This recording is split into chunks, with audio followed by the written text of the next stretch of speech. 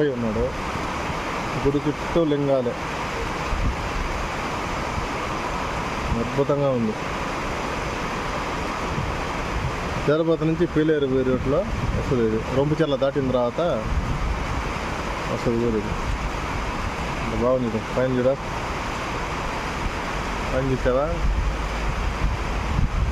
గుడి పైన లింగము, లింగం పైన పడగ, ఎంతో అద్భుతంగా ఉంది.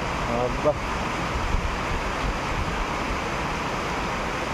చక్కని వాతావరణము, ప్రశాంతంగా ఇన్ని లింగాలు చూడు. కోట్లింగాలని తరపిస్తూ ఉంది ఒక రకంగా.